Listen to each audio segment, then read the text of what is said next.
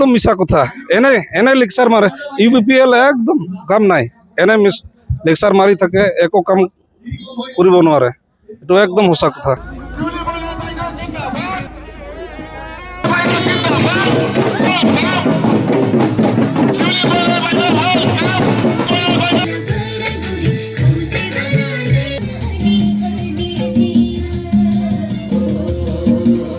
তো প্ৰথমতে নমস্কাৰ, মোৰ নাম পাঞ্চি বাসদা, মই কোকৰাঝাৰ ডিস্ট্ৰিক্ট বিপিএফ সান্তালী সেলৰ প্ৰেসিডেন্ট হয়।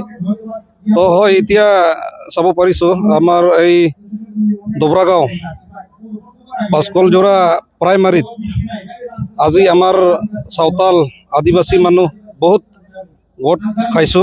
আমাৰ ৩ নং LAC-ত কোকৰাঝাৰ সমষ্টিত আমাৰ সেউলি মহিলাৰী বাইদেউক বহুত সাপোৰ্ট কৰিছে আৰু এতিয়া আমি চাব পাৰিছে আগত ইউপিপিএল সরকার 5 বছর সরকার চলাইছে। একেতে নিজেই কৈছিল, প্রমোদ বড়ো স্যার নিজেই কৈছিল আমি বিপিএফ 17 বছর চলাইছে একো কাম কৰিব পৰা নাই, আমি 17 দিনত এইবিলাক কাম কমপ্লিট কৰাই দেখাই দিব পাৰিম তেনেকুৱা কৈছিল। তো আজি আমি চাব পাৰিছে 5 বছৰ এনে সৰকাৰ চলাইছে, মিছা কথা কৈখিনি সৰকাৰ চলাইছে, আজিলৈকে ৰাস্তা ঘাট একো কাম হোৱা নাই।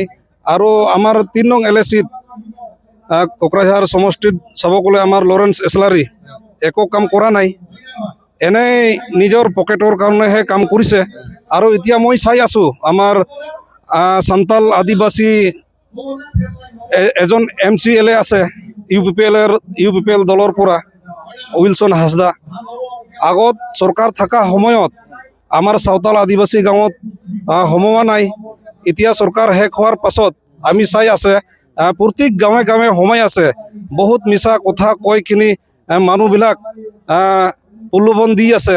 তো মই ক'ব বিচাৰোঁ এনেকুৱা হ'ব নালাগে, এতিয়া সৰকাৰ নাই, ইউপিপিএল সাপোৰ্টত কাম কৰি লাভ নাই, ইউপিপিএলত থাকা মানে লাভ নাই, একো লাভ নাই। এইখিনি কৈ আমি ৰাইজক অনুৰোধ দিব বিচাৰে একে সাপোর্টত থাকিব লাগে, বিপিএফ মানে জয়যুক্ত হ'ব লাগে। মই মেছেজ দিব বিচাৰে যোৱা ৰাতি আমাৰ আদিবাসী 18-20খন দলৰ সংগঠন আমাৰ হাগ্ৰামা ছাৰৰ লগত আলোচনা কৰা হৈছে। আমাৰ প্ৰথম মাটি পাটা মানে কৰাই দিব, সেইখিনি মানে আমি ৰাইজক অনুৰোধ দিব বিচাৰে। একদম মিছা কথা এনে লেকচার মারে ইউপিপিএল একদম কাম নাই, এনে লেকচার মারি থাকে একো কাম কৰিব নোৱাৰে এটো একদম সঁচা কথা, একদম খাটাং। এইবাৰ ৰেজাল্ট আহক, 100% মানে দেখাই দিম, একদম হ'ব।